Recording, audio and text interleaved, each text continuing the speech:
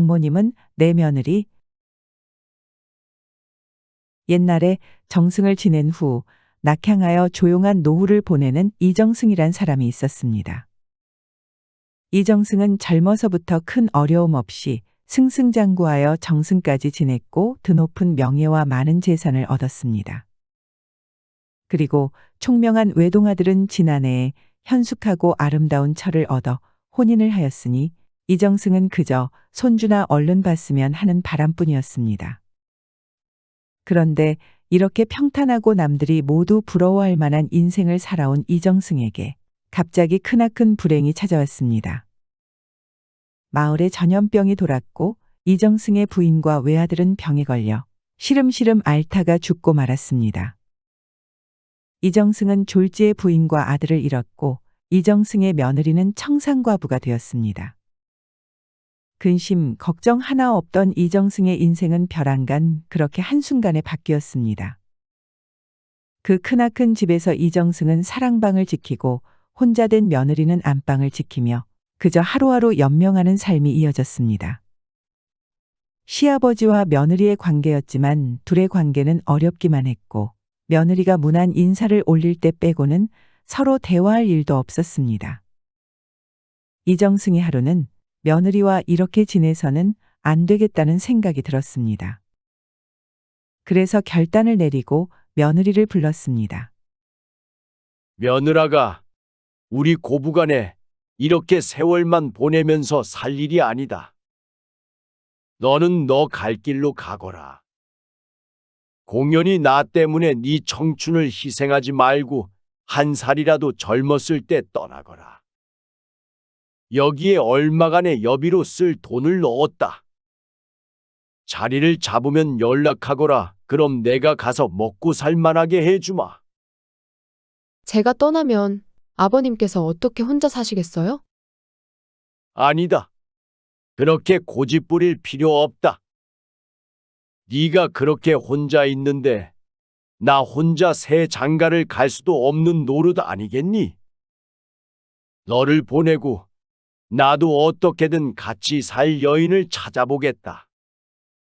너한테는 내가 어찌 보일지 모르지만 내가 인물도 좋고 재산도 많고 무엇보다 아직 건강도 걱정 없다. 이렇게 팔팔하단다. 그러니 내 걱정은 하지도 말거라. 며느리는 시아버지의 말대로 하는 것이 서로를 위하는 것 같았습니다. 그래서 그러겠다 하고 집을 떠나기로 했습니다. 다음 날이 되었습니다. 며느리는 새벽부터 만반진수를 차려 사랑채로 들고 갔습니다. 아버님, 진지 잡수세요. 이정승은 며느리가 해주는 마지막 밥상이라 생각하니 목이 메었지만 꾹 참아가며 맛있게 먹었습니다. 잘 먹었다. 이제 가거라. 남들 눈도 있으니 동이 트기 전에 떠나는 게 좋을 듯 싶다. 며느리가 보따리를 안고 집을 떠나는데 이정승은 동구밭까지 배웅을 했습니다. 어디서든 임자를 만나 정착했다면 꼭 연통을 하거라. 내가 1년에 몇백 석은 하지 않느냐? 재물을 나눠줄 테니 그런 줄 알고 어디 가서든 잘 살 거라, 아가야. 며느리는 시아버지에게 마지막 인사를 하고 눈물을 흘리며 뒤돌아 걸었습니다. 몇 발자국 가지 않았는데 시아버지가 불렀습니다. 아가야, 네, 아버님. 세상 별거 없다.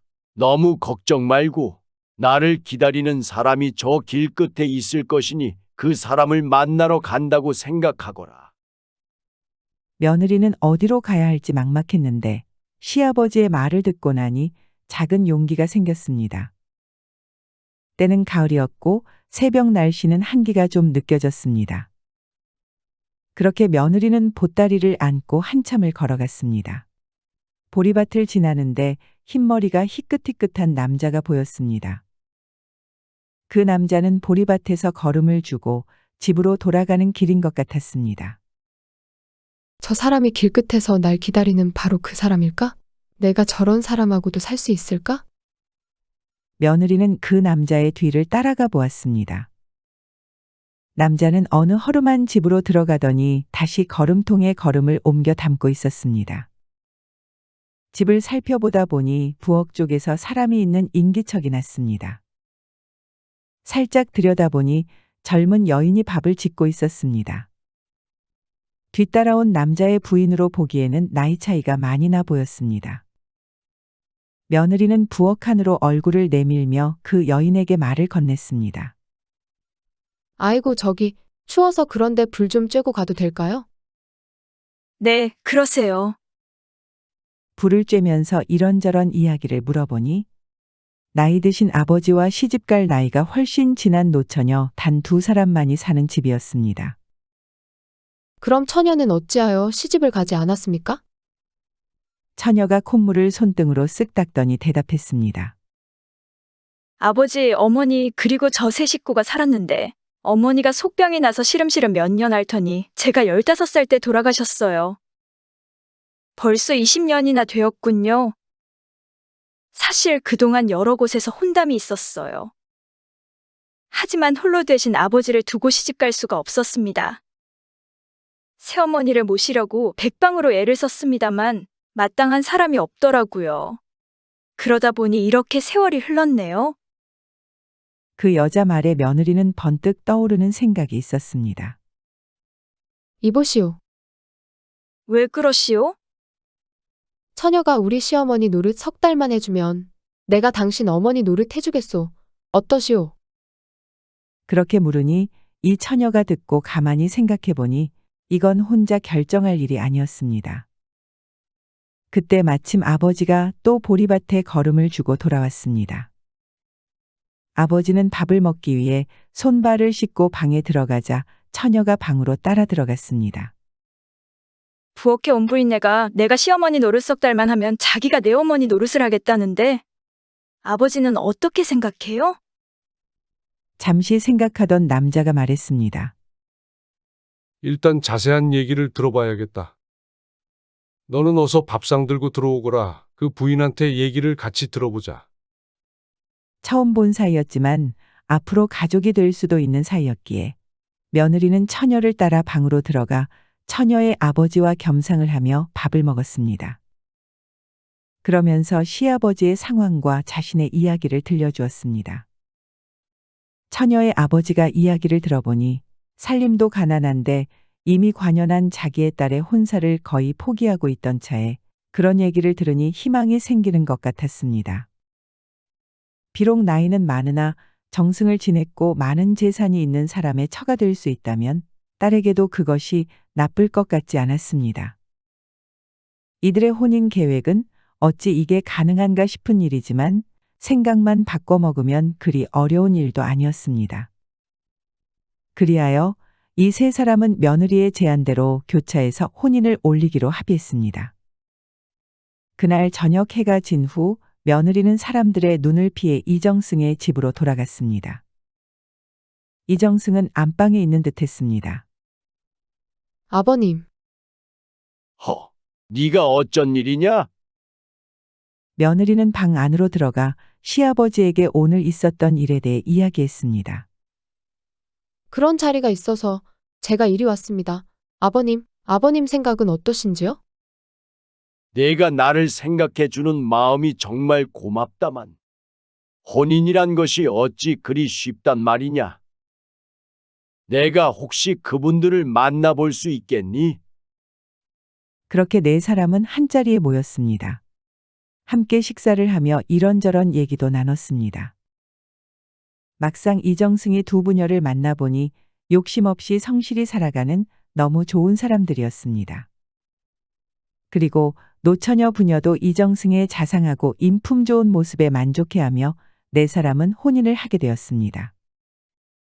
그리하여 며느리는 장모님이 되고 시아버지는 사위가 되는 일이 되어버렸습니다. 시아버지에게 시집 온 노처녀는 처음에는 3달을 약속하였으나 시아버지의 자상함과 또 편안한 삶에 만족하게 되어 계속 부부의 연을 이어갔다고 합니다. 시아버지 입장에서는 혼자 된 며느리를 두고 새 장가를 갈 수도 없는 것이고 며느리 입장에서는 혼자 된 시아버지를 두고 시집 갈 수도 없는 일이었는데 이렇게 서로의 인연을 만나게 되어 시아버지는 여생을 행복하게 살고 며느리도 과부로 외로운 삶을 살지 않고 새 지아비를 얻게 되었으니 얼마나 좋은 일입니까? 다만 며느리가 장모님이 된다는 것이 괴상하기는 하나 복잡한 촌수보다는 사람이 얼마나 행복하게 사느냐가 더 중요한 거 아니겠습니까?